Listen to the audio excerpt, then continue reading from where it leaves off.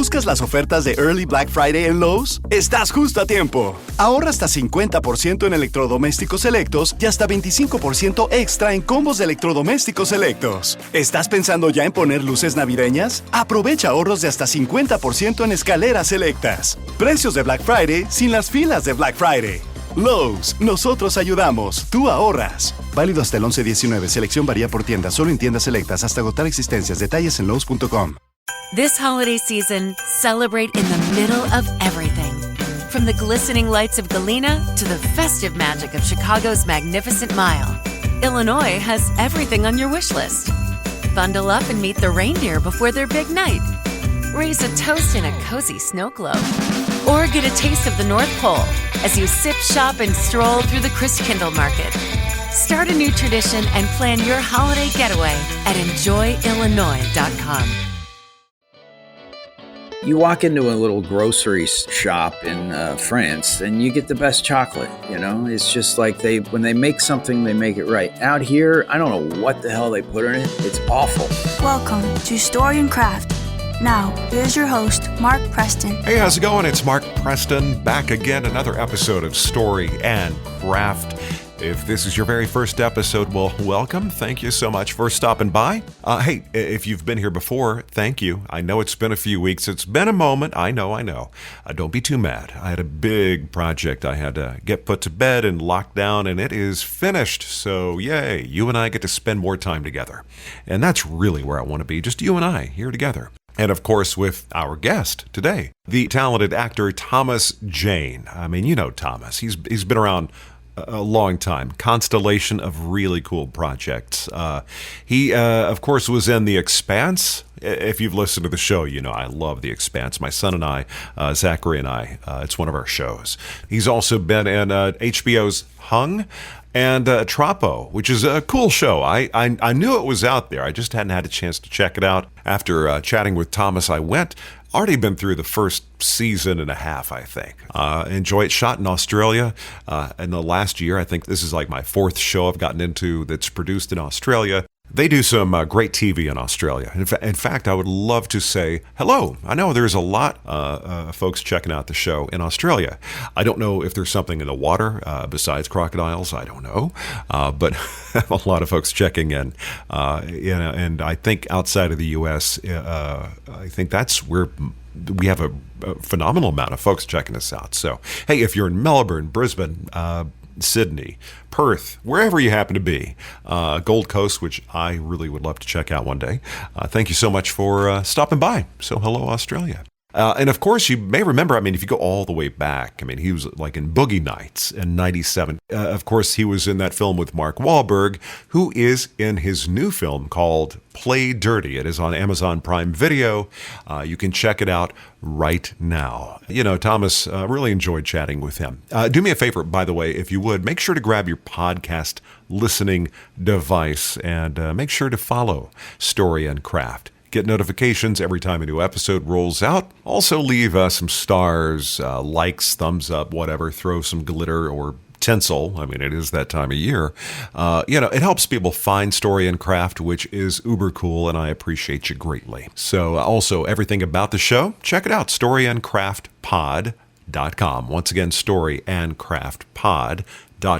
Everything about the show is right there. So let's jump into it today. Really enjoyed this conversation. We talked about everything from chocolate to aliens to, great authors. I mean, we just covered a lot of ground. I mean, this is a guy I would sit down and just love to have a beer with one day. So he's one of those cool dudes you just want to sit down with. Kind of one of those guys who's got some great stories to tell and is just a great storyteller. So let's get after it. Today, it's Thomas Jane Day right here on Story and Craft. Where are you joining me from today? I'm in Silver Lake, Los Angeles. Oh, is that your original home base, or did you find your way to L.A. from points elsewhere? I came in from Maryland. I grew up in the sticks of Maryland, outside of D.C., about an hour outside of D.C., and left home at an early age and drove across the country.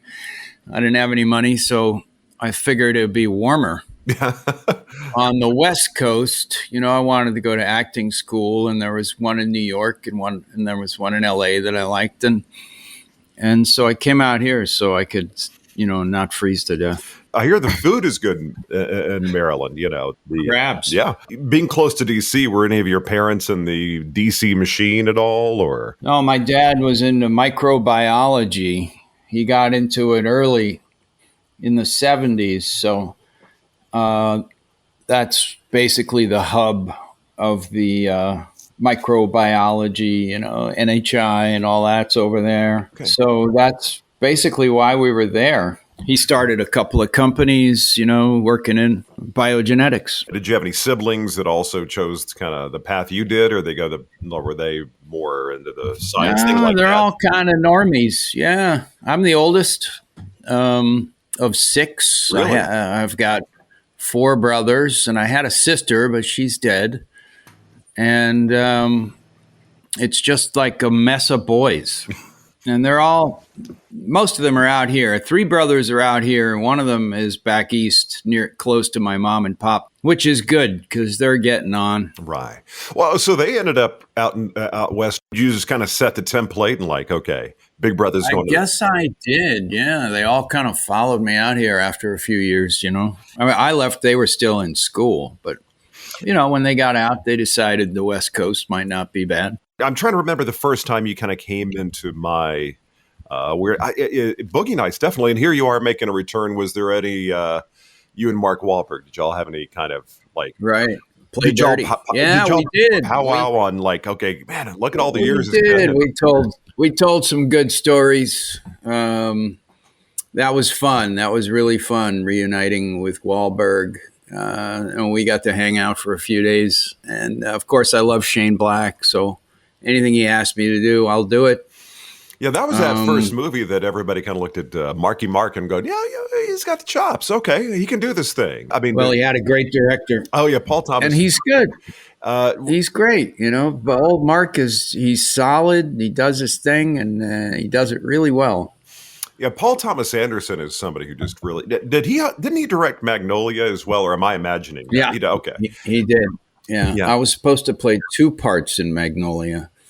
I played one as the game show host. They put a bunch of prosthetics on me to be older, and then I was supposed to play another small role I was like at a craps table or something, or gambling. Then I got a chance to work with Gene Hackman and Morgan Freeman on a little movie in Puerto Rico. So I had to take that. I had to jump onto that and have that just as an actor to work with those 2 guys. I knew I was going to learn a hell of a lot just watching those guys, and I did. You've had an opportunity to really have a nice constellation of different, very notable folks that you've had a chance to be. When you make decisions on what projects to take. Do you look at that and go, okay, who's working on this thing? I want to work with them. Is that a factor ever? Yeah, absolutely. That's a big factor. It's who you're working with, who's directing the thing, and who the actors you get a chance to work with, which I've been lucky and, worked with some of the greats, and I've got to bounce around, I'm a character actor, really. And, I feel like I've gotten the opportunity to play a lot of leading roles, which is great. But at heart, I'm a character actor. And I can, I'm not the kind of guy that you just kind of know who he is from the poster. I can kind of blend into different characters, and I've always enjoyed that, from the very beginning. That's one of the things I love. When I talk to folks, I always really enjoy the folks that are always working, and they're always, you're just glad to see them when they show up because something's going to be kind of cool. And I was talking to my son. I was talking to Thomas J, and he's like, "Oh yeah, he's a guy from The Expanse, right?" They're like, The Expanse is my son and I. That's our show, and that was great. You actually talked to Shohreh Aghdashloo. You're the second Expanse chat I've had. She's great. Yeah, and terrific. She's kind of a unique badass. She's just so cool. She sure is. But one of a kind. For those who have not seen The Expanse, a little spoiler maybe coming, but I want to know, when they came to you, or when the project came to you, did you understand what it was going to be, or did you? Because it's a little, I don't want to give too much away for those who still haven't seen it, but you're there, but you're not there. Was it easy to kind of see where it was going, or was it kind of that they're based on a series of wonderful books, and so we followed the story of the books fairly religiously. We have to turn it into television, but we had a terrific crew of writers and wonderful producers.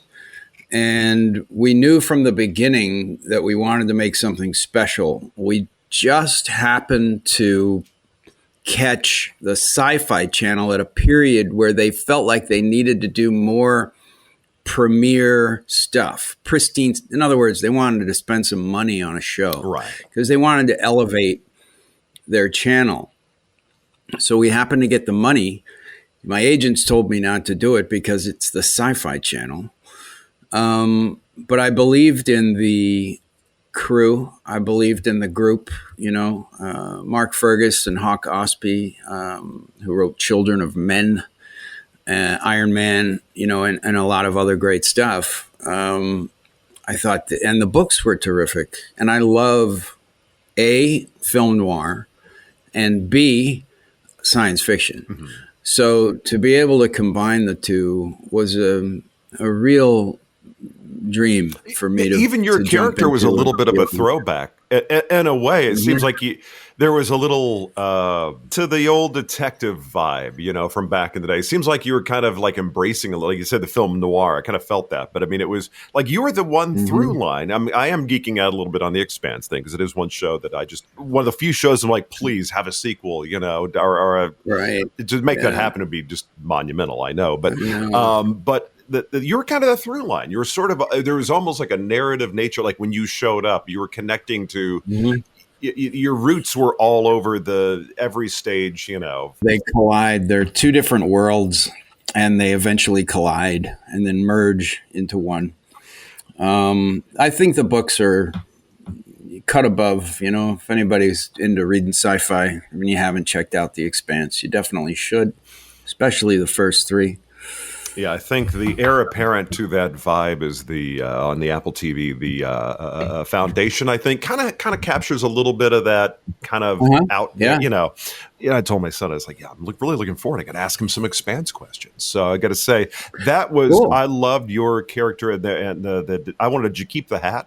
By the way, the hat. I do have the hat. Yes, I did take that home. I took the hat and I got a gun around here too somewhere. I always wondered, do you keep stuff from films? Is that like there's a piece of wardrobe? I mean, do you battle the people in the wardrobe department going, I really want from the ones that, mean something and I feel like we did a great job, then I always take something of the character. Usually it's a prop.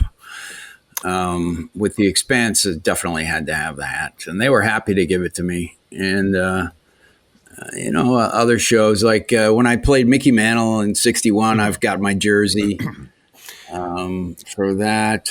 I got a couple of things from The Punisher. Mickey Mantle, I grew up in Dallas and he was, there. He liked the drink from what I understand. So my father would run into him at different establishments. And so I have this box and I have a number of Mickey Mantle autographs, bar napkins, things, made out to me. And I'm sitting there going, and you just reminded me, I want to go to a framing place, get a picture of, do kind of a cool frame because I have all these Mickey Mantle autographs. Yeah, you got to do that. And he had such a unique, terrific. It's kind of funny because with my signature, I didn't realize, kind of make our M's similarly. I don't know. It's just kind of a weird. Years after he was a ball player, him and his two sons would sit around a dining room table with a big box of baseballs, and they would, all three of them, sign the Mickey Mantle signature and dump them into another box.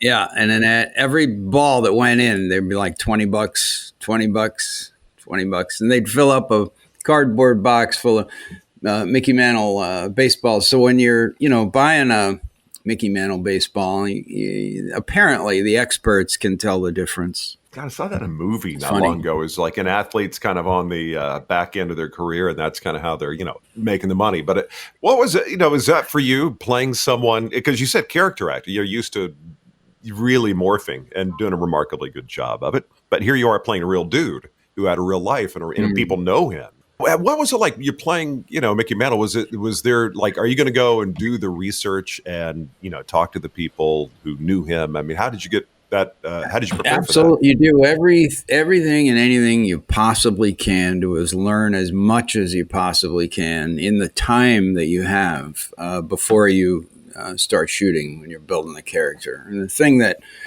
helped me the most was working with Reggie Smith, who was number 2 switch hitter behind Mantle, a great baseball player, and a truly great coach. He coaches, and he's coached for years. I'm sure he's still at it. And he taught me how to swing like Mantle from both sides of the plate, and I was out there every day. And it was some of the best times of my life, learning how to play ball, and then shooting the movie, playing Mantle. That was a particularly, I have fond memories of all that, and very proud of the way the movie turned out. We got inducted into the Baseball Hall of Fame. 61 did. Really? I didn't know that. So, we went to Cooperstown and had the ceremony with Billy. It was really fun. It's so funny. I had this is one of my favorite stories. I do a lot of voiceover and have for many years, and I. The back in 2003, they reached out to me. There's a producer who's doing this big project for the Hall of Fame. He said, "We want you to narrate it." The Hall of Fame wants James Earl Jones because they're doing some kind of induction because of the movies. And they thought of it, he said, "I just don't think James Earl Jones is right for this." It's like, "Are you choosing me over Darth Vader?" Really? It's like, yeah. I was like, that is so trippy. And then my grandfather, who's not in good, he wasn't in good health, and he didn't really understand exactly what I did. And I flew back to Dallas, and I got my laptop, and I got the video. The producer sent me the video, and he's like, "Oh, now now he kind of gets it." I was like, "Hey, your grandson's in the Hall of Fame." I went in the most weird way possible, but I've always wanted to go, and I wanted to go see the project that we did, and I just really, I'm a big baseball nerd of the history. Big Nolan. Well, you would love it. Cooperstown is beautiful. It's just like a throwback 1950s little town in New York. It's so cool. Now, were you a sporting kid growing up? Were you doing the athletic thing, or I played football. We didn't have any baseball, which is depressing because when I was being coached by Reggie. He told me one day toward the end, he said, if your dad had started you when you were 4 years old, the way all these ball players, he goes, you could have had a shot. Really? You've got that thing that I can't teach. And that meant a lot to me. What were you playing in football? What was your position? I was like a tight end and a defensive end, Yeah, I was. It wasn't fast enough, and it was high school football. Yeah, I was kind of the same way. I got to that point where I hurt my knee, and the doctor was like, "So we do this little lateral release, little tiny orthoscopic procedure in your back playing football." I'm like, "Listen, I'm not that good. I'm actually B team at best. And this is it. Everybody's become way faster than me, so this is not fun anymore." I almost broke my neck on playing football. I was like in bed for like 2 weeks because I've really messed my neck up. During a play, it was one of those things where they had to bring in the stretcher and pull me out and all that. It was horrible. Well, and then they put me on all these terrible muscle relaxants, and it just was awful. It was the whole thing was bad. And this is back when you're in high school? Yeah, playing high school football. We played for keeps. We were scrappy kids. People were always getting hurt. This is back in the day. This is, in the 80s. Mm-hmm. You could, when people played football. I mean, it was tough. We were playing teams that were, eating cows for breakfast. And, they came from out in the farmland. I mean, we were playing some really mean looking teams. It was amazing. So did that kind of high school boys get huge? See, oh yeah, yeah. That was kind of the thing I was seeing. I was going, yeah, I'm not going to be able to compete against this. This is not my zone. But could that kind of precipitate the move into the theatrical side of things? Were you doing the theater in high school, or was it just kind of a? Yeah, I was also messing around with the art kids, and I love the art kids. I was an outsider. I've always been an outsider. I got put into school late. So I was sort of like the stranger. We moved to a new town. I was 8, and I just have never fit in with people, which is depressing at times. But I'm also okay with it. I'm just terrible in a crowd or at a party or things like that. And it hasn't really gotten any better as I've gotten older. I'm just an outsider, and the advantage of being an outsider is that you become an observer, not participating in the insanity that humans do. I mean, I'd love to. It looks great. Everybody's laughing and being stupid, and nobody can remember what the hell they were talking about the next day. But it made me an observer of human nature and society, and it gets me thinking about that kind of thing. I spend too much time contemplating the future of human society, where we're going.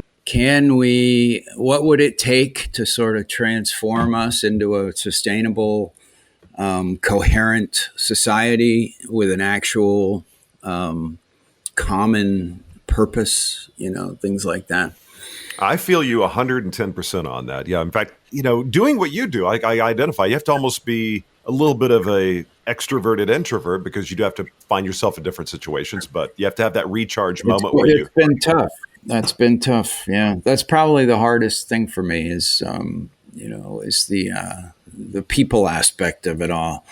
I could probably make great movies with AI on my computer. But no, as an actor, you have to perform in front of people. I took a lot of training for me. I knew that I needed a lot of actors. They have natural talent, and they can, like my daughter, she's trained. She's gone to school, but she's natural talent, and she can get up in front of people and do her thing. But I had to go to school for a long time to just learn how to stand up on stage in front of other human beings. Now, was all your training in Los Angeles, or did you kick it off back in Maryland? Yeah, well, I was in the high school theater department. That was my first play. I was actually building the sets for the high school play, because that's what the art kids did, the art nerds.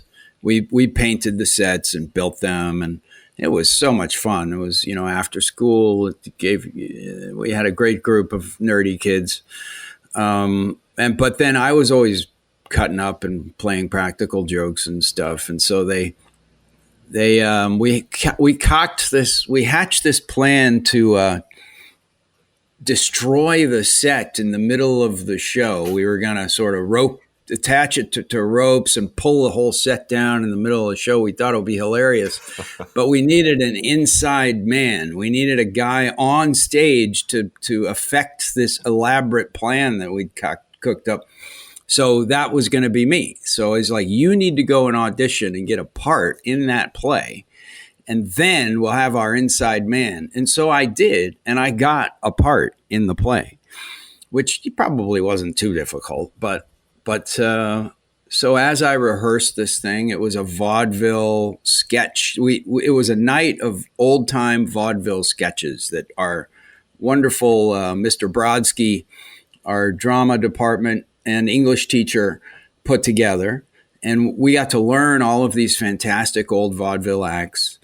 And the one that I learned was called Niagara Falls, which is a brilliant little skit. And it was a very famous vaudeville act that people did all over the country, in all little theaters and big theaters. Was it Laurel and Hardy? So a couple of famous guys did it. Anyway, so that was my thing. And as I, was rehearsing this thing, I just got more and more into it. And by the time opening night came, I said, you know what, fellas, this whole like pulling the set down thing, that's off. Yeah. I was about to say, I have a feeling once you kind of get into it, once you start like, becoming part of it. I want to do this scene in front of people. And we did. And I just had such a great time. I thought, okay, I know what I want to do with my life. And now I don't need to go to school anymore. Because isn't school to like train you to do stuff with your life? It's like, I got this covered. So I dropped out of high school. This holiday season, celebrate in the middle of everything. From the glistening lights of Galena to the festive magic of Chicago's Magnificent Mile, Illinois has everything on your wish list. Bundle up and meet the reindeer before their big night. Raise a toast in a cozy snow globe. Or get a taste of the North Pole as you sip, shop, and stroll through the Christkindl Market. Start a new tradition and plan your holiday getaway at enjoyillinois.com. Across centuries, one work still captivates with its power to paint the seasons in sound. Vivaldi's The Four Seasons, November 20th through 22nd at the San Francisco Symphony. Violinist Alexei Kenny returns to lead Vivaldi's The Four Seasons, where music mirrors the world around us. Birdsong, rainfall, sunlight, and snow. November 20th through 22nd. Tickets at sfsymphony.org. Hey, it's Mark Preston, and I would like to tell you a little bit about one of our sponsors, X-Chair. Whether you're working from home or in the office, if you have a job or a task that has you sitting for a long period of time, this is the chair for you. Very comfortable, very customizable. They'll make it pretty much any way you want it. The look, the feel, the fabrics, everything. Plus, this is the kind of chair you can adjust to make it fit you just right. No matter your body type, it's spot on. I love my X-Chair. It has the Elemax cooling, heating, and massage technology. It is going to make your lower back feel so very good. Got to throw a little bit of love to X-Chair. It's the chair I'm sitting in every time I talk to a guest. So I've had a lot of time to have my tush in this chair, and the tush, the back, everybody's happy. Just go to storyandcraftpod.com/chair. Once again, X-Chair, check it out, storyandcraftpod.com/chair. Love my X-Chair. Your back will thank you. So you made that commitment to yourself. You're like, this is my thing. Dropped out of high school, and my mom found an acting class in Bethesda, Maryland. And so I started taking the train down to Bethesda every day. And with these adults, I was the youngest kid in the class, but it was a full-time class. You know, it was 5 days a week. And so your folks embraced your newfound No, love. They absolutely hated it. They thought I'd gone insane, but I refused to go to school. So what are they going to do? I was 16, 15. I think I was 15. Yeah. Really? I had the same thing. I knew I wanted to do like work in radio, and I'd started when I was in high school, working, doing pretty okay actually. And I went to college going, what am I doing here? Because I already am doing the thing I want to do, So I understand that restless thing when you're doing, you know what you want to do. And look, if you know what you want to do, do it. Okay. And school is only going to turn you into a monkey.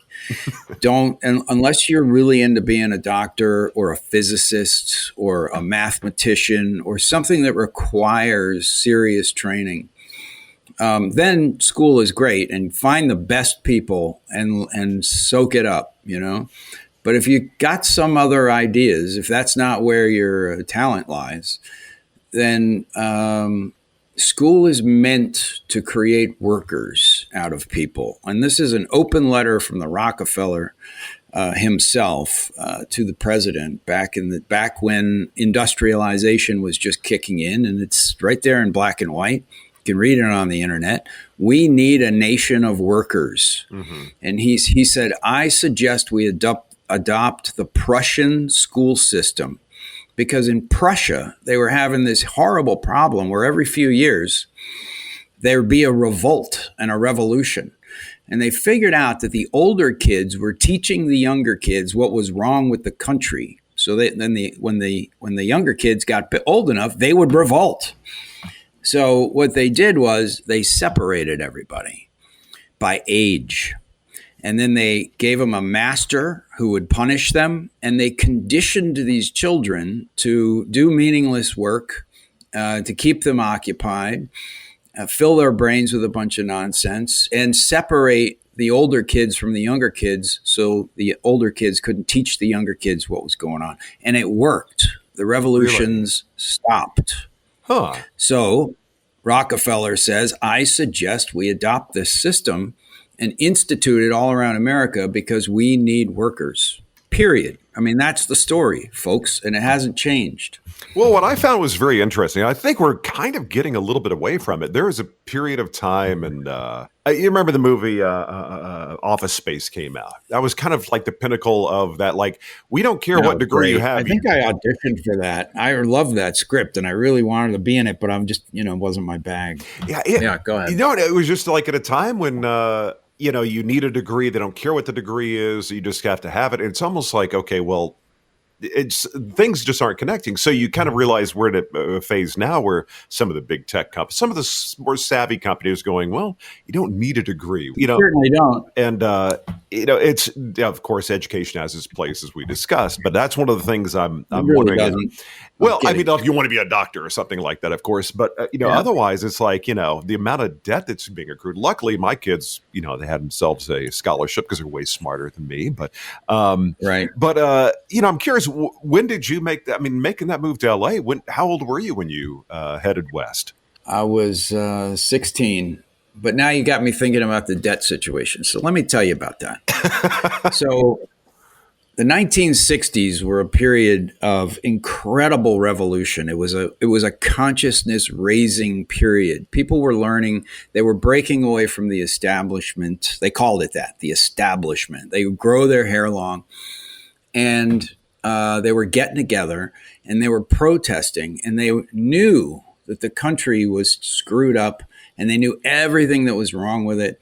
And the Vietnam War, of course, really drove these kids because they understood that it was a meaningless war, and they didn't feel like being drafted and going to die in it. So the revolt, the revolution that happened was the closest we've come to a real social revolution. Mm-hmm. The government, the people who are in power, figured out these kids are going to school for free.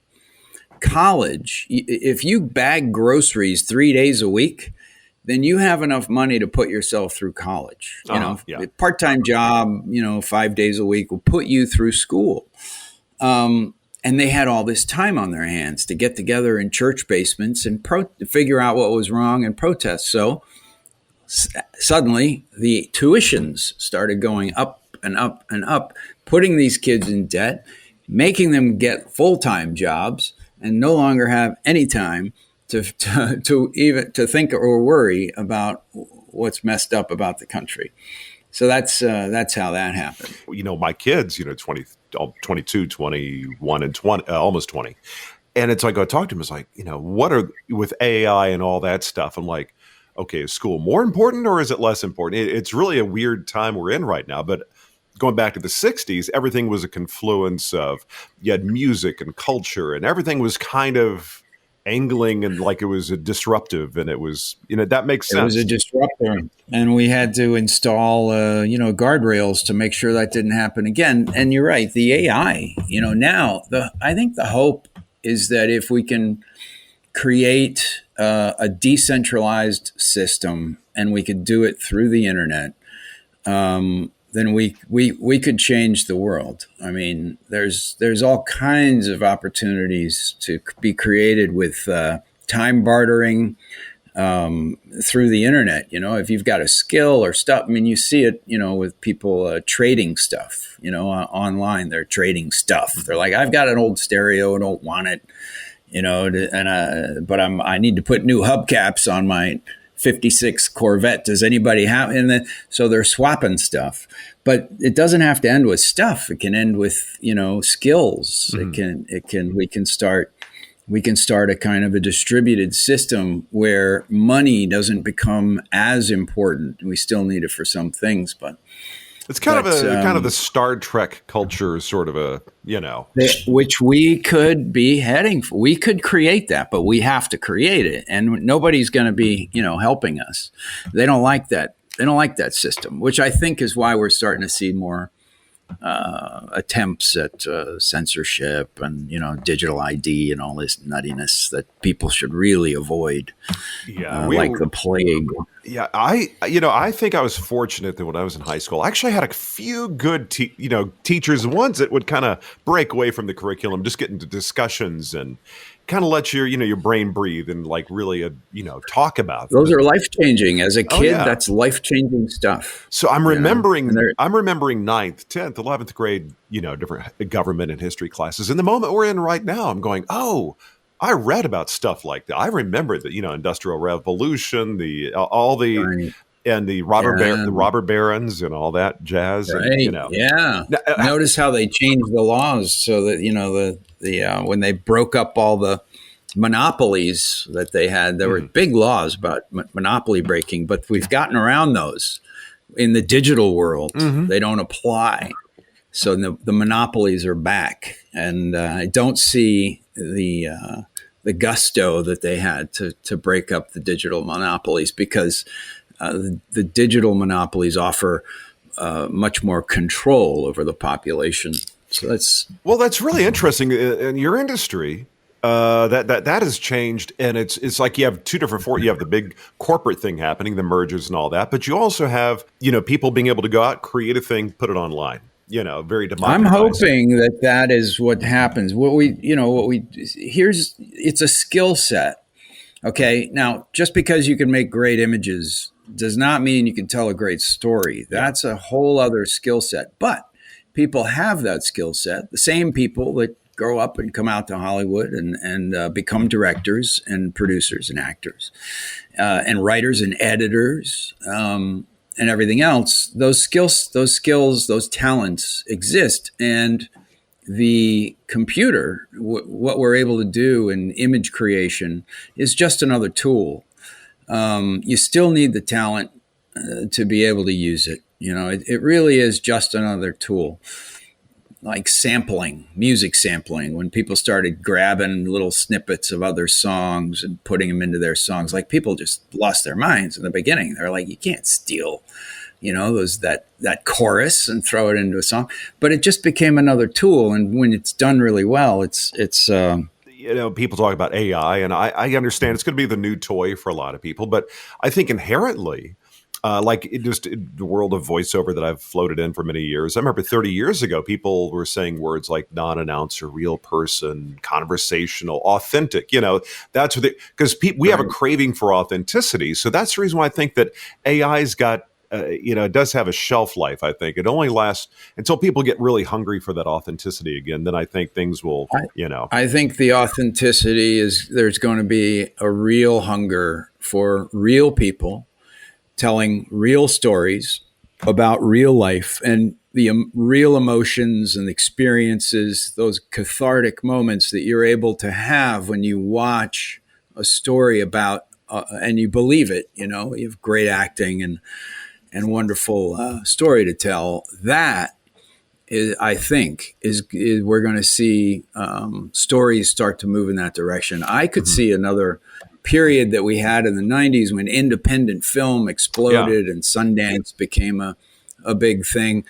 I think that we could be heading for another period like that. Just because I've been feeling that. I've been feeling the same way also, because I'm going, what's next? Even back to Paul Thomas Anderson, Boogie Nights, that was considered an independent film, was it not? I mean, for its time. Yeah, that was right in the pocket of the kind of movies that were getting a lot of attention because they were independent, anti-establishment, against the grain, quirky, oddball sort of stories that you could tell, and it had a real moment. I think those are going to come back.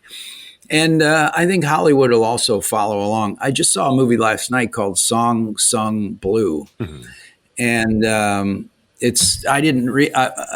about half, there's so many crazy things that happen in that movie. I thought, who the hell wrote this thing? And then at the end, I discovered that it was based on a real story, a true story about these impersonators who Neil Diamond impersonated. It's brilliant. But what I loved about it was after I walked out of that movie and I thought, this is the kind of movie that's going to save Hollywood. Because it's about real people, and it has craft, masterfully told stories that where you get to experience real emotions and real human beings. That's not going anywhere. Well, have you thought, I mean, of course, being in front of the camera, but has there ever been an inclination for you to say, okay, I want to produce, I want to direct, I want to create something I think is kind of missing right now? Have you ever had that itch? Oh, that's what we're doing. I've got a company called Renegade, and we produced a show for Amazon called Troppo, which we developed and produced, and it was that's the one in Australia, or yeah, okay, shot it. It's based on an Australian author named Candace Fox, terrific, called Crimson Lake. She created these great couple of characters, a burnt out detective who was on the lam, and this crazy lady who spent 10 years in prison for killing her best friend. And they hook up and become this unlikely detective duo. It was so much fun. And it made it to number 4 on Amazon. It was in the top 10 for 10 weeks, and we were behind Fallout, and this is smaller budget, dramatic storytelling, which is exactly what I want to do. So we're creating a couple of other shows. I've also got a graphic novel. I did graphic novels about 10 years ago, and I'm back. So I've got a werewolf book out on Comixology, which is on Amazon. You can read it on your Kindle. Really? But it's called the Lichen. That's something I'd like to find a little bit more about. Graphic novels are I'm trying to make sure that they stay alive and people can read comics. People aren't even reading comic books anymore. Something's up when you can't even get somebody to read a comic book. Back in the day, they were like, "Why are you reading those comic books? Why don't you read a real book?" That was the famous mother phrase. Being Gen X, I think we had some of the best stuff available. To just kind of spark our imagination back in the day, what were you consuming when you were, what do you think was the genesis of you wanting to do this thing as far as what you were watching or reading, or, if you go back circa 80 something, what were you going, okay, this is setting my brain on fire. I like this. It was the independent comic book scene in the 80s. There were a couple of companies. One of them was called Eclipse, and the other was called Pacific Comics. And Pacific had a couple of lines of anthologies, comic books. And one was called Alien Worlds, and it was all sci-fi stories. And the other was called Twisted Tales, and that was all horror stories. And they're still some of the best stuff I've read. Just the art and the writing created by Bruce Jones, who I got to know later. Great guy, wonderfully talented. And he's making stories, and it's just something so gratifying about the comic book panel, the page, the art, the story. What's wonderful is every artist can create a world that you can fall into that's unique. And that's what's so great about the comic book artists. And now, they're still out there and they're still doing fantastic work. The guy that we used is Argentinian. He's Diego Yapor, who I found in the pages of Heavy Metal magazine. And the work that he's done is extraordinary. And it's gratifying to be able to work with other artists like a director, right? Which I directed a couple of episodes of Troppo, and plan on doing more of that because I really, really enjoyed it. I love bringing out the best in people, and that's what you do in the comic book business. You find the best writer for the job, you find the best artist, and you marry the colorist, and you marry these talents to create a world, a story, and a visual world that you can fall into. Yeah. And then working with those guys, the process of bringing it to life is very gratifying when you hold that book in your hands. Yeah, those collaborations, like you had mentioned before, as far as not like to be in big crowds and all that, but there is something really cool that I identify with that. But when you collaborate with a couple few people and y'all are all kind of on the same frequency, I think it's really rewarding. And that is and you're bringing them together. Yeah, and so That's right. that is as somebody who's producing or directing a show, you're wrangling people to do you have this vision, and I've done just a little bit of acting, but when you're on a set, like being an actor is the easy part, having to like be a director, having to be this ringmaster. That's the work. Being the actor is the easy part for sure, but the good news is it's distributed responsibility. As a director, you're the distributor of responsibility, and getting people that you trust and allowing them to do the best work that they can is really the whole game. If you're trying to control things and you're like, no, I want it this way, then generally you're not going to get a top-notch product. What you want to do is allow the artist, whether that's the production designer or the costumer or the guy that you drive around looking for locations with, to bring out the best in them. For the crew, it makes getting up and going to work a fun experience, and that's what you want because that's where you get the best work. You mentioned the being a director of a show, like a movie's director's medium. Television is kind of a writer's medium, but there was so much going back to Expanse, because I'm going to nerd out on it a little bit. Love that show. But it seemed like to me, there was so much consistency. You'd have different directors episode to episode, but it seems like there was a very common aesthetic and vibe, like talk about the costumers, just the choices they made on just like your haircut. It seems like that was a very intentional, every piece, A great opportunity to create a world from the ground up. That's one of the things about sci-fi that is really strong, or it can be like really bad. There's kind of nothing in between. But it was kind of the vehicle, sci-fi. But we talk about authentic stories. Like I remember that there's this one scene when you go in. Is it Julie Mao? Was that the character's name? You went into her apartment, and you're sort of exploring who this was by just looking at her apartment. And you never met this person, but you kind of developed this very authentic connection. And that's what I think made that show so great, was it was real human stuff. Yeah. You could. That's the core of it all needs to come down to real human stuff.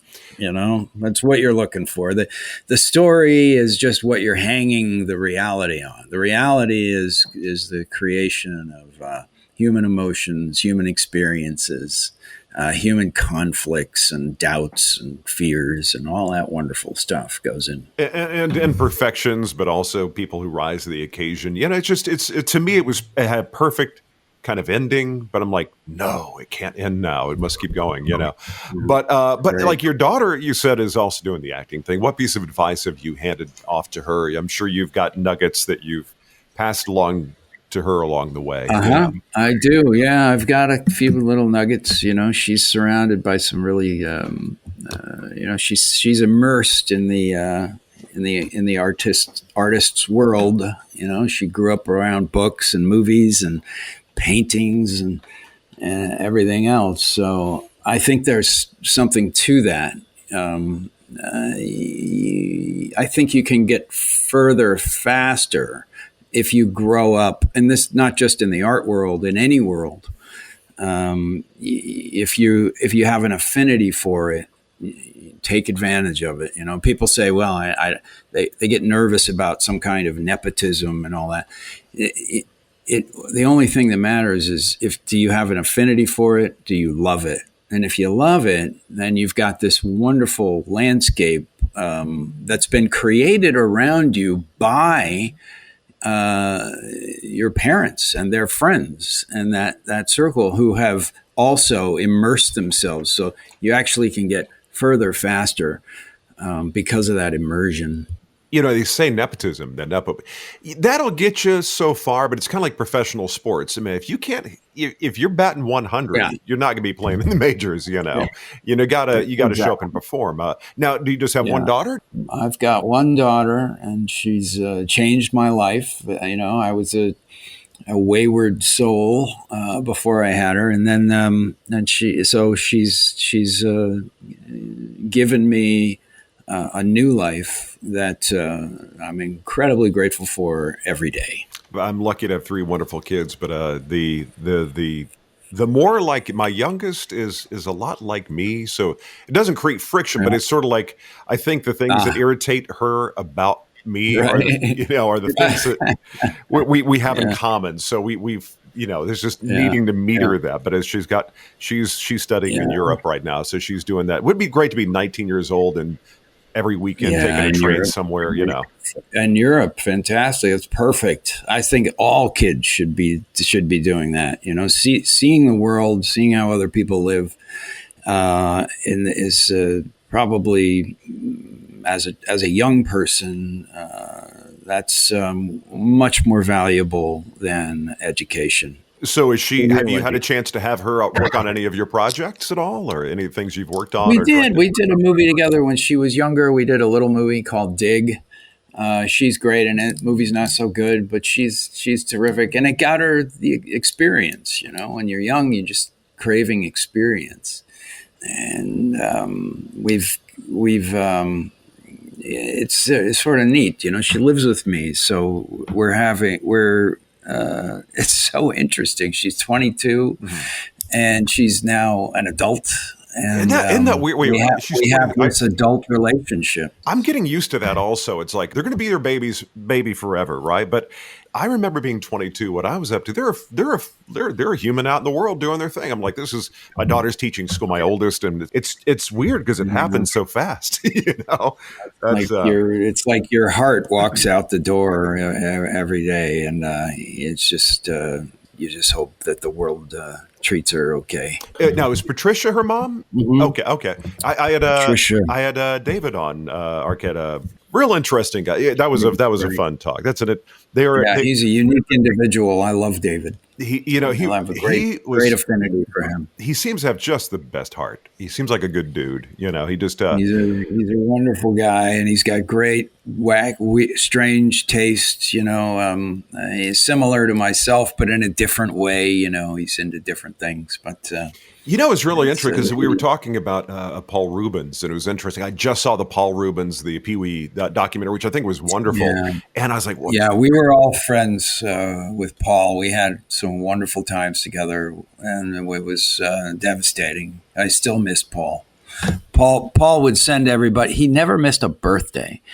He was that kind of guy. And he would, if it was your birthday, then throughout the day, you would just receive a series of texts, and they could be jokes, they could be memes, and they could be those little snippet movies, of like a horse blowing out birthday candles, or, some woman slipping in the kitchen and landing in a birthday cake. Like, you would get these things scattered throughout the day if it was your birthday. And he did that with everybody that he loved. And that was just a small piece of Paul Reubens. That actually made it into the documentary. I remember he was telling he had to stop. He said, I got to start sending my birthday things for the day.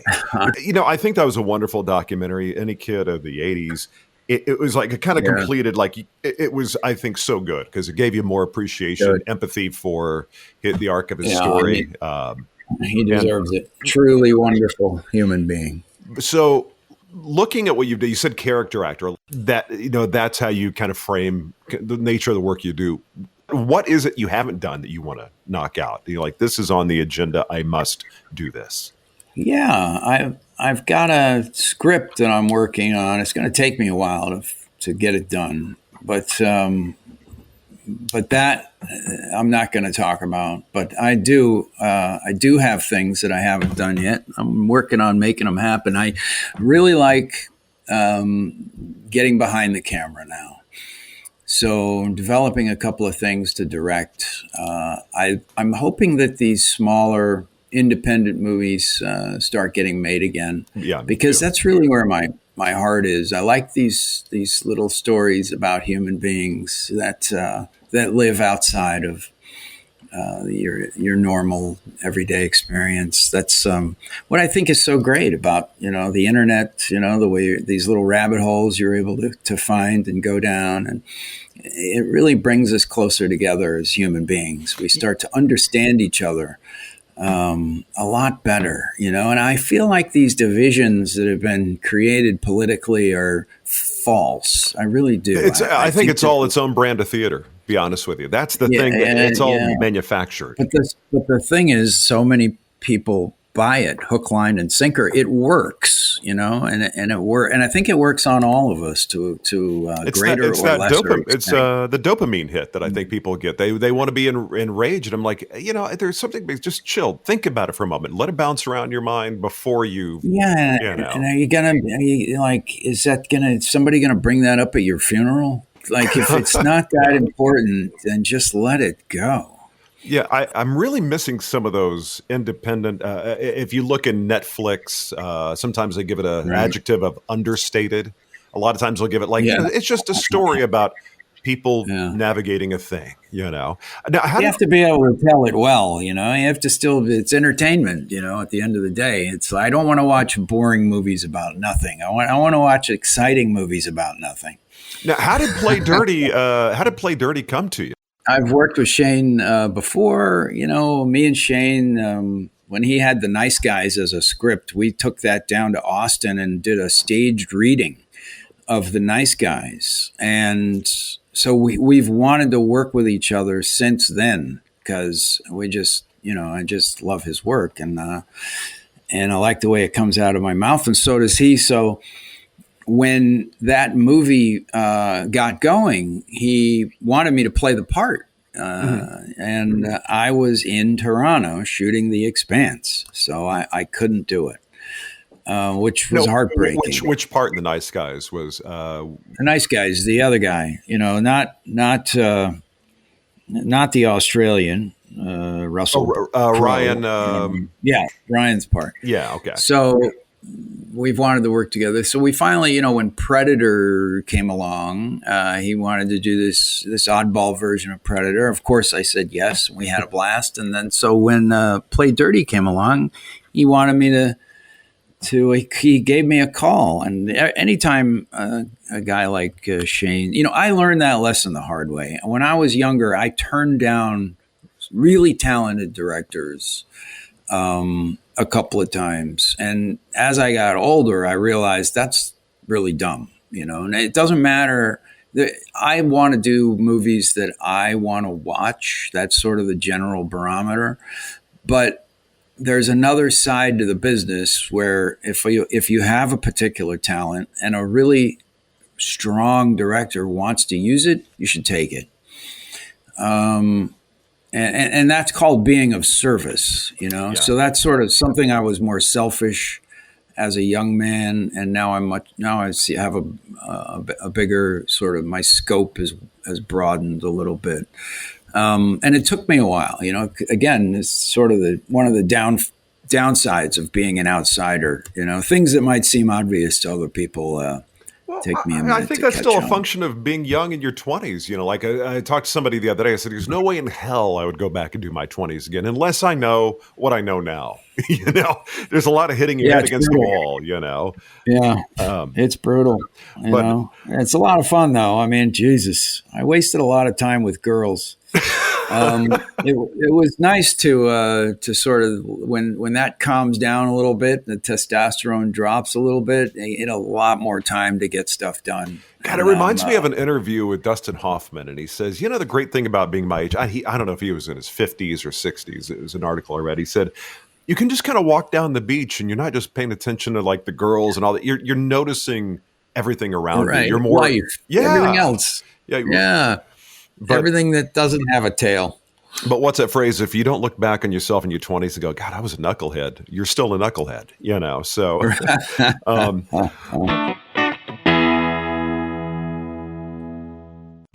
Are high-interest credit cards or personal loans weighing you down? Unlock gives homeowners a smarter option. With a home equity agreement, you can tap into your home's equity for cash today. There are no monthly payments. Here's how it works. Unlock provides funds upfront and in exchange shares in a portion of your home's future value. That means you keep control with the flexibility to use your equity your way. Pay off bills, invest in home improvements, or set aside savings for peace of mind. For thousands of homeowners, Unlock has been the key to moving forward without the pressure of another payment. Put your equity to work for you. Visit unlock.com to learn more about a home equity agreement. That's unlock.com to learn more. Terms and conditions apply. Not all homeowners will qualify. Not available in all states. Actor Portrayal. Home equity agreements are offered by Unlock Home Equity Solutions, Inc. In certain states, NMLS number 2657081. Visit www.consumeraccess.org for more info. You're tuned into Auto Intelligence, live from Auto Trader, where data, tools, and your preferences sync to make your car shopping smooth. They're searching inventory. Oh, yeah. They find what you need. They're gonna find it. You can make a budget for your wallet to help you succeed. Pricing's precise and true. So true. It's smarter car shopping. Ooh. Just for you. Oh, it's just for you. Ooh. Find your next ride at autotrader.com. Powered by Auto Intelligence. Before we get running, I always do something we call my 7 questions, a little extra fun. And the first question I always ask everyone is because I always got to talk about food at least once on the show. What is your favorite comfort food? Oh, comfort food. Yeah, that one thing, no matter good day, bad day, you're like, it's just solid. Well, I tell you right now, see, I have this thing about American chocolate. It really sucks. Like, having gotten to travel the world a little bit, you find you walk into a little grocery shop in France and you get the best chocolate. It's just like when they make something, they make it right. Out here, I don't know what the hell they put in it. It's awful. But I found this little company called Quest, and they make a peanut butter cup that only has like 1 gram of sugar, and then it's got whatever the hell protein. It's like so you can kind of convince yourself that you're actually eating a little protein. And they are the best peanut butter cups that I've ever had. So I keep them in the fridge, and whenever I get a little down, I grab one. Well, they say dark chocolate is good. I mean, the real chocolate, like high cocoa percent, is good for you. It's good for your heart. I'm not a big fan of dark chocolate. Some of it's good, but for the most part, I wish I liked dark chocolate better, because then I'd feel, like I was, being healthy when I ate it. My daughter's name is Lily, and when you go through checkout at Whole Foods, they have this Lily's Chocolate bar, and they have but it'd be this good chocolate that'd have berries in it or something. It's so good. It's one of those things you sit there, and by the time we get home, we've eaten the whole thing. But the idea was to get it home and to kind of keep it, like as a little snack, but it never made it home, Now, the next question I got for you, now, if you were going to sit down and have coffee with you and 3 other people, living or not, talk story for a few hours, who would those 3 people be you would like to sit down Ernest Hemingway and Dashiell Hammett. Ernest Hemingway, Hammett, and then Anais Nin. Who's Anais Nin? Why am I drawing a blank on that? She hung out with Henry Miller in the 30s, and they were boyfriend and girlfriend. Oh, and by the way, you got to put Henry Miller in there too. But she was a writer. She wrote beautiful books. The Diary of Anais Nin is a great place to start. But the one that I love is called A Spy in the House of Love. I'm writing this down. So, just wonderful stuff, and it's nice if you've read Henry Miller, then you can imagine the kind of world that she was writing in and living in when she was creating this stuff. Well, here's a question. It's not on my list, but this brings me to, I'm curious, if you could be born in any era, are you kind of would you 40s? Okay. So I guess I'd want to be born in the 20s, because I'd want to be a man in the 40s and 50s. Yeah, it's a great era. The industry, the industrial side of Western society was peaking. We had we were still using quality materials to build. My house is built in 1940, and it's built like a brick shit house. And I love that. And I will never buy a new house. I would never waste the money on a new house. The thing, I'm thinking the same thing you are. And I told my son the other day, I don't think I'm ever going to buy a new car again, because I'm at that age, like, what car do I really want to drive? I can work on it a little bit, And the cars from the 40s, 50s, and the 60s, I think about 73 is when it really died.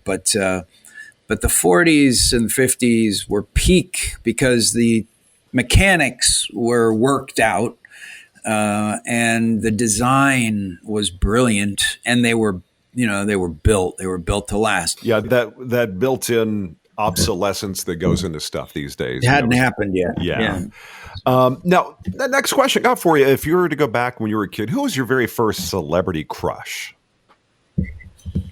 Carol Baker. Yeah. Carol Baker, from two movies. One, she was in Giant with James Dean, which I loved James Dean when I was a kid. It really inspired me to be an actor. And then Baby Doll, which was directed by Elia Kazan. The script is by Tennessee Williams. Okay. It's got Eli Wallach in it. It is absolutely brilliant. And it's the best female performance that, for my money, that's ever been put on film.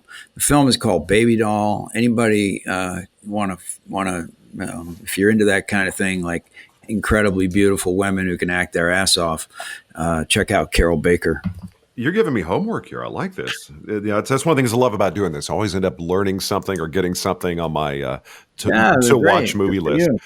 Now, if you were to be, next question, if you're going to be forced to live on an island, somewhere you want to be, nice, exotic, it's pretty, it's tropical, got all the wonderful modern amenities, but you don't have internet. So that means you're to listen to music for that full year, you're going to be on the island. You got to bring one CD. To listen to music, and to watch a movie, you got to bring one DVD. What would that CD and what would that DVD be for you? I like The Final Cut by Pink Floyd. That is a record I can listen to over and over again. Now, The Wall gets, you can burn out on The Wall. It's brilliant. The Dark Side of the Moon, I can burn out on that too. I don't really care if I ever hear The Dark Side of the Moon again. I've only heard it about maybe like 2,000 times. Yeah. But The Final Cut takes you on this journey, and the album ends where the album begins. So it's a circular. If you put it on repeat, the album never ends, right? So the last song ends precisely where the first song begins. So it's a record that you can put on and whenever you want, and you never turn it off. I could do that. Well, every song is brilliant, but it takes you on a journey that is emotional and philosophical and spiritual that I think is their best record. Very cool. Very cool. Now, as far as film, that's a tough one. I don't know. There's so many films. What's a film that you wouldn't get tired of? Jesus. Yeah, what's something that comes on whenever it comes on? It's not really happen as much anymore. Like where something comes on TV, it's already playing, and you just I'm going to finish watching this. If there is anything. The Wild Bunch. That's a film that comes on whenever it comes on. Of course, you have to watch TCM like I do, otherwise it'll never come on. But when The Wild Bunch comes on, that's a symphony. That's a symphony of a film that you might be able to see different things in. That's the key. You want to pick something that you can that's continually unfolding, that you're finding new meaning, new things inside. And then those kind of movies are few and far between. Blade Runner is a one. Oh, yeah. The watch that. That's you can always find new things in Blade Runner. Well, it's got that film noir kind of vibe to it, doesn't it? It's the best combo of film noir science fiction ever made. People try, but that's the best. They did a remake of that, didn't they? With Oh yeah, yeah, it's great with Ryan. it's terrific. Ryan Gosling was in it. Yeah, it's the one movie where you're like, if they had a producer cut, it would have been brilliant. It's just they gave everybody a little too much leeway. The movie's too long, but brilliant. I mean, as far as movies that are too long, it's one of the best. Yeah, talk about film noir. What was that Ryan Reynolds film? Was it Drive? I think had a great soundtrack, had a vibe to it. It kind of had a Drive is one of my favorites. Yeah, Drive is right up my alley. The soundtrack That's that right was just up my alley. spot on. Yeah. Oh, and what a brilliant soundtrack! Jesus, but I love the look of it. I love the feel of it. I love that actor in it. The lead, he's great. Peak. So a movie like the film noir, I think, does lean on the aesthetic, the look, the energy you're picking up, even when there's no dialogue. I don't know. You get emotion from the shadows and the light play, and if the peak of film noir, you could turn the sound down, and then when you turn the sound up, it's somebody like Billy Wilder who's written the screenplay. So yeah, it doesn't really get better than the film noir of the 40s, and for my money. Now you've reinvigorated me to jump on the streamers and go start digging up some older movies here. Now, the next question I got for you is if you're to say from stem to stern, from the time you get up to the time you go to bed, what for you are the component parts of what would be a perfect day for you? You said this day rocked. This had all the right ingredients. Well, right now I am finishing a book that I have written about aliens, about visiting aliens, alien intelligence visiting planet Earth. It's a nonfiction book. And I've been studying the subject for, 15 years. And we're hitting a really interesting moment here in society where this stuff is now starting to bubble up to the forefront. I spent years, and this was, ufological conventions would just be, 50 nerds in the ballroom of a Holiday Inn. But now it's really grown, and we're starting to get an injection of serious thought into the subject, and the subject demands serious thought because it challenges what we were talking about earlier. It challenges humanity with a purpose, with meaning. It challenges us to ask ourselves, what would it take to become an interstellar civilization? Beyond the technology, it takes more than just technology. It takes a coherence that we currently don't have, but we could learn a few things by studying the phenomenon of visiting aliens. Yeah, the sociology of it is one of the only things holding us back. I remember Reagan had some kind of a speech. He said of some alien thinking. He mentioned it several times in his speeches. Imagine if we were facing a threat from, and that's minor. That's a very minor concern. You have to think civilizations capable of destroying their planets, but haven't done so and lived long enough to become cosmological. They've outgrown war. They've outgrown territory. They've outgrown resource depletion. Okay. They've figured out how to live in this world, in this universe. And that's what we need to do. We need to figure out how to live. As opposed to just existing. Yeah. Yeah. And destroying ourselves. Yeah. We're not just existing. We are damaging the life-giving systems that gave us life. We're damaging them. We're not just subsisting. We're causing damage. And, we're all like, well, what can I do about it? I marvel at the amount of trash that I make every day. And just living. Yeah. Just like, just the basics, like not going to, buying a new pair of boots. I don't do any of that stuff. But just living life, I create so much trash. And then you got to times that by billions. And you're like, wow. Yeah. I was thinking about that the other day also. I was like, is it's just my kids are off at school, or it's just me and the dog, and I'm taking the trash. I'm like, how am I generating this much? I remember my 8th grade history teacher told me when he had taught in Germany, and he remembered that he had this little small trash can in front of his house because they just didn't generate the same amount of trash that we did over here. The trash cans are smaller in Europe. You're absolutely right. I remember having that same epiphany. I don't know. It's weird because they say you get more conservative as you get older. For me, I'm getting more dialed into things like, really? Because growing up in the 80s, that was the conspicuous consumption decade, So that was kind of still deprogramming from that, I guess. I don't know. Look, but now that I'm not chasing tail every day, it's amazing how much time that frees up in your life, and you're not concerned about, peacocking and And when you get older, I think our job is to sort of, pose these questions and challenges to society, especially as artists and as communicators.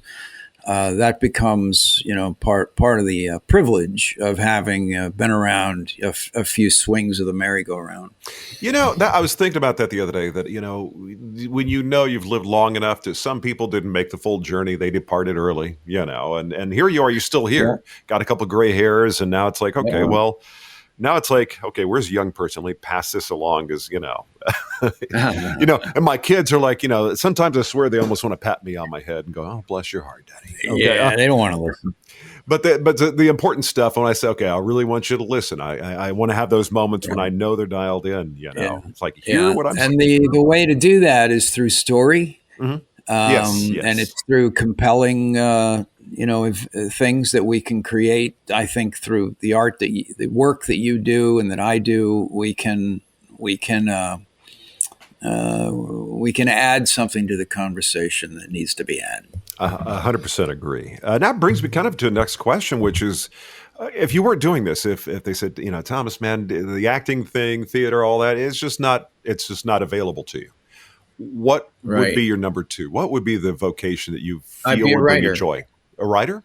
Absolutely. I really love it. It's taken me years to get any good at it. Like everything, it just takes time, and it takes work. I've been writing for 10 years, and nothing has come out that I would ever want to share with anybody until now.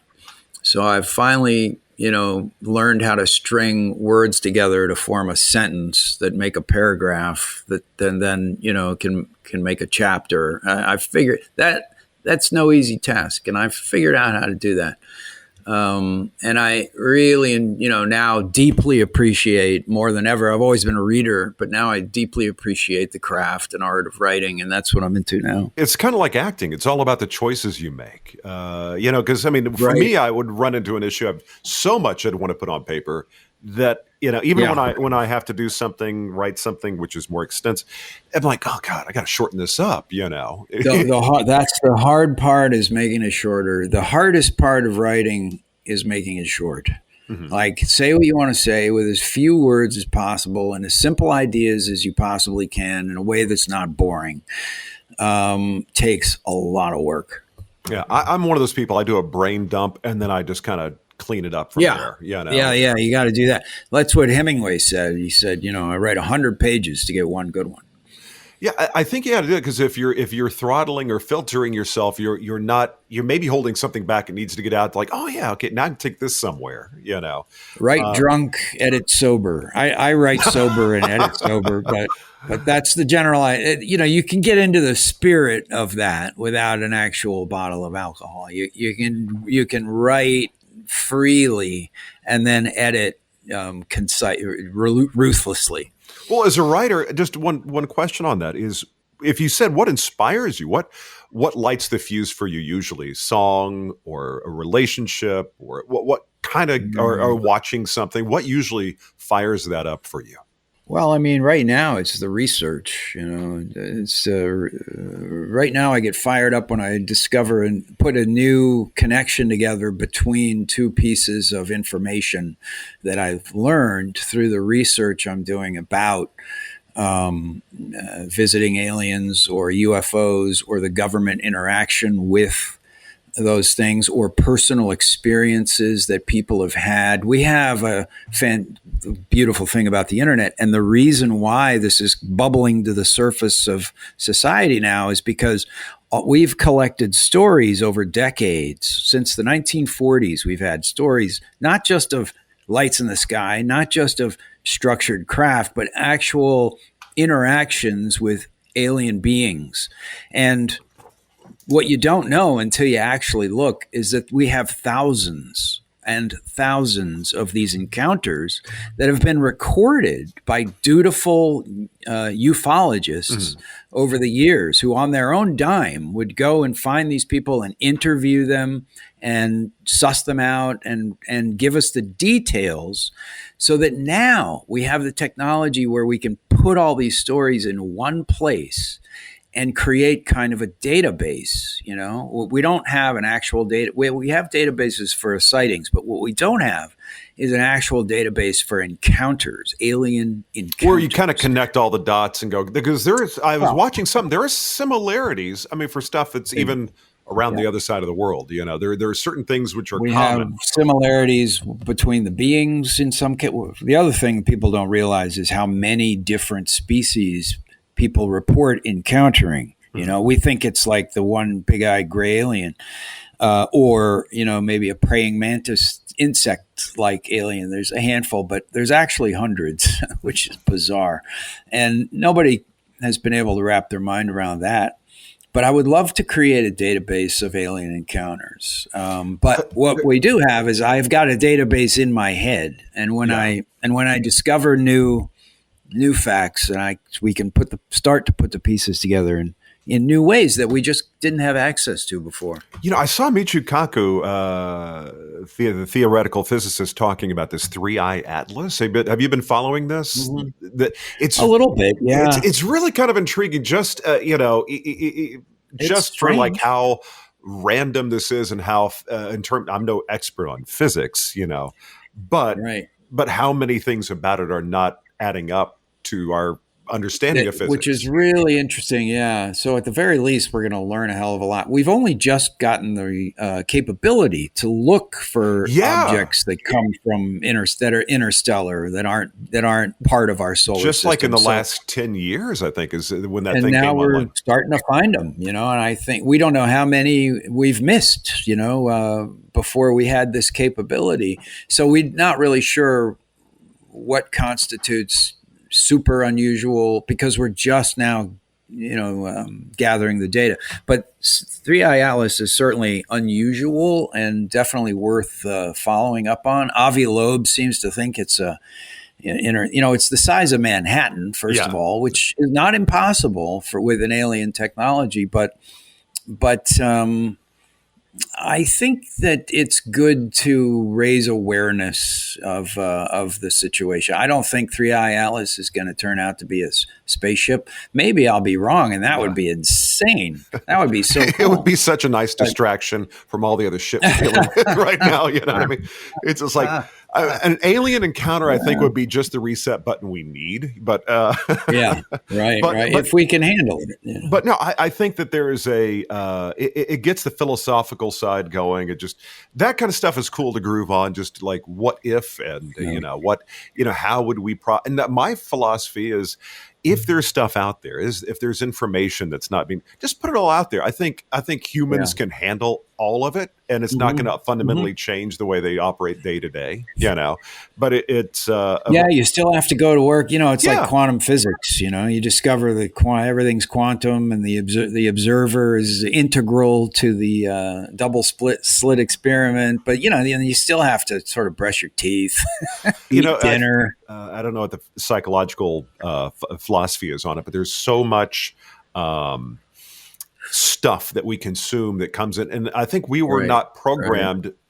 I think we were meant to live in a tribe, and we have a awareness of maybe 100 people around us, and it's like I have to put my phone down. There's just too much news, too much and it kind of pushes out of the way how much time I want to dedicate to things that do interest me. Yeah. And it's also a system that can be monopolized for purposes of control. So we all have to be aware of that. What they call flooding the zone is the phrase they're using these days. Yeah. Well, last question I got is, if you're to jump in a DeLorean, you go back to when you're 16, you got that piece of advice, wisdom to try. You only got a couple minutes with you at 16. What are you telling yourself to make that moment a little bit better, or set yourself on a little bit different path? What advice would you have for yourself back then? I would just say trust yourself more, just trust what you want to do. Trust yourself. I wasn't aware of the gifts that I have and had. When you're immersed in your personal experience, you're not awake to sort of the tapestry that you're a part of. And getting older, you can sort of begin to see some of the tapestry that you're a part of, and you're like, you know what? You have a purpose. You have a reason to be here. You have something to offer. You're good at stuff that other people aren't. So trust that. Trust it. Do you have an ETA when you would like your book to come out? Well, I'm definitely finishing it before the end of the year, so it'll be out next year. I want to get it out as soon as possible because 6 months go by and the damn book will be out of date with the pace of things that are happening in the world. But it's called A Human's Guide to Visiting Aliens, and I'm going to get it out sooner than later. Well, Thomas, Matt, I really appreciate you sharing some time with me today. It means a lot. Great. Doggone it. This is always a lot of fun for me. I had a good time. All right, there you go. Thomas Jane. Enjoyed our sit down, our little session of talking story. Just a cool guy. Really enjoyed the opportunity to just kind of connect. The new film, make sure to check him out. Amazon Prime Video. It is called Play Dirty. Coming back together with his Boogie Nights co-star, Mark Wahlberg, for this new film. And check out the rest of his body of work. I'm going through Troppo right now on Prime Video. Really enjoying that. So Thomas Jane, really enjoyed the opportunity to sit down and talk story with him. And do me a favor, if you would, just make sure to like Story and Craft on your podcast listening device. Follow the show, get notifications every time a new episode comes out, and just, leave stars, thumbs up, and all that good jazz. Whatever you got to do helps people find Story and Craft, which I appreciate greatly. Also, if you go to storyandcraftpod.com, everything about the show is right there. Past guests, you can even shoot me a note. It's just all right there. Okay, so as I always say, thank you so very much for making whatever I've got going on here part of what you've got going on. It does mean a lot to me. Look forward to checking back in with you here very shortly for another great guest and chat right here on Story and Craft. That's it for this episode of Story and Craft. Join Mark next week for more conversation right here on Story and Craft. Story and Craft is a presentation of Mark Preston Productions, LLC. Executive producer is Mark Preston. Associate producer is Zachary Holden. Please rate and review Story and Craft on Apple Podcasts. Don't forget to subscribe to the show on Apple Podcasts, Spotify, or your favorite podcast app. You can subscribe to show updates and stay in the know. Just head to storyandcraftpod.com and sign up for the newsletter. I'm Emma Dillon. See you next time, and remember, keep telling your story. We know you're uncertain about psychics. Is this fortune teller you found on a forum legit? Your one true love is... me! That's why California Psychics reject 98% of the psychics who apply to work with us. We guarantee if your reading isn't life-changing, it's free. New customers receive 20 minutes for just $20. So experience the joy of certainty at CaliforniaPsychics.com. Experience the joy of certainty. California Psychics. You're tuned into Auto Intelligence, live from Auto Trader, where data, tools, and your preferences sync to make your car shopping smooth. They're searching in inventory. Oh, yeah. They find what you need. They gon' find and it. You can make a budget for your wallet to help you succeed. Pricing's precise and true. So true. It's smarter car shopping. Ooh. Just for you. Oh, it's just for you. Find your next ride at Autotrader.com. Powered by Auto Intelligence.